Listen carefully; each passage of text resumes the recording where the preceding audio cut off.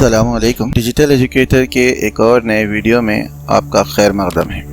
अगर आपने अभी तक चैनल को सब्सक्राइब नहीं किया है तो चैनल को सब्सक्राइब कर लें और बेल बटन को प्रेस कर दें ताकि चैनल पर जब भी नई वीडियो आए आपको नोटिफिकेशन पहुंच जाए।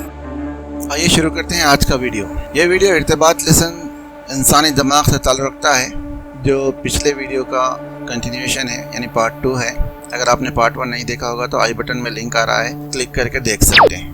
क्या आप जानते हैं दिमाग का वज़न तकरीबन 400 ग्राम होता है। दिमाग छोटा यानी जिस्म के वज़न का 2% होने के बावजूद जिस्म की मुकम्मल तवानाई का 20% हिस्सा इस्तेमाल करता है। इंसानी दिमाग को हम 3 हिस्सों में बांट कर मुतालिया कर सकते हैं। पहला अगला दिमाग या फोर ब्रेन, दूसरा वस्त दिमाग या मिड ब्रेन या इसको दरमियानी दिमाग भी कहा जा सकता है, तीसरा पिछला दिमाग या हिंड ब्रेन।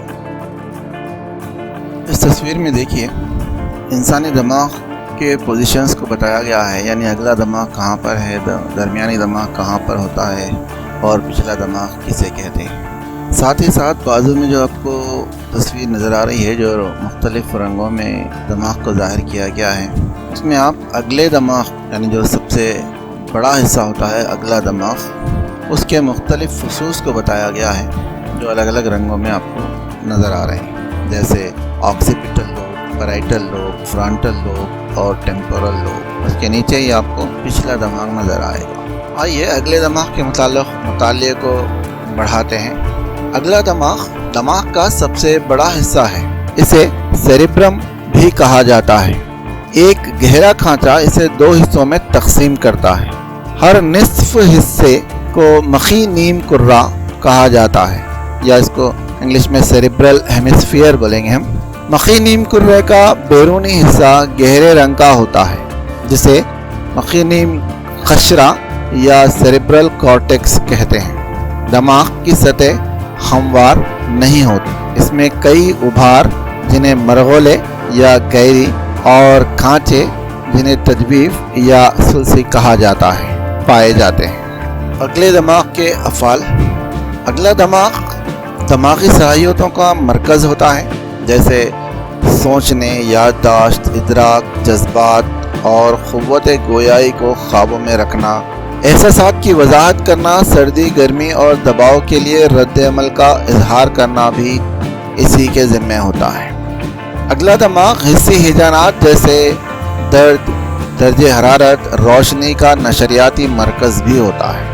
अगला दिमाग उज़लाती सरगर्मियों के लिए माकूस मरकज़ है। अगला दिमाग बाज़ मखसूस जज्बात जैसे गुस्से का मरकज़ होता है।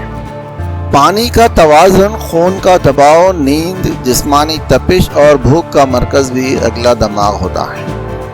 ज़ेर अर्शा या हाइपोथैलेमस जो अगले दिमाग के निचले हिस्से में पाया जाता है, बलगमी गुदूद को कंट्रोल करता है, जो उस्तादी गुदूद के तौर पर भी काम करता है। यानी बलगमी गुदूद उस्तादी गुदूद है और इसको कंट्रोल ज़ेर अर्शा के ज़रिए किया जाता है। दरमियानी या वस्त दिमाग। दरमियानी दिमाग को बसरी फुस या वस्ती दिमाग भी कहते हैं। अज़बी खलियों के ग्रुप्स और दिमाग के दूसरे हिस्सों में मौजूद रहने वाले अज़बी खलियों के महवरियों की बड़ी तादाद पर मुश्तमिल रहता है। ये सेरिब्रल कॉर्टेक्स या मखी खशरे से नखाई डोर तक हरकी हिजानात की नशरियात करता है और नखाई डोर से अरशे तक हिस्सी हिजानात की नशरियात करता है। बसारत और समात के लिए माकूसात का इजहार करता है। आपके सामने पिछले दिमाग की तस्वीर नज़र आ रही है। पिछले दिमाग कहाँ पर पाया जाता है बताया जा रहा है। देखते हैं पिछले दिमाग के क्या क्या काम होते हैं। पिछले दिमाग को हम 2 हिस्सों में बांट सकते हैं। एक दमीग या सेरिबेलम, दूसरा है दिमागी तना या ब्रेन स्टेम। ब्रेन स्टेम या दिमागी तने को मज़ीद 2 हिस्सों में बांटा जा सकता है। एक है मेडुला ऑब्लांगेटा या नखाए मुस्ततील और दूसरा पॉन्स वरोली या वरोली जसर।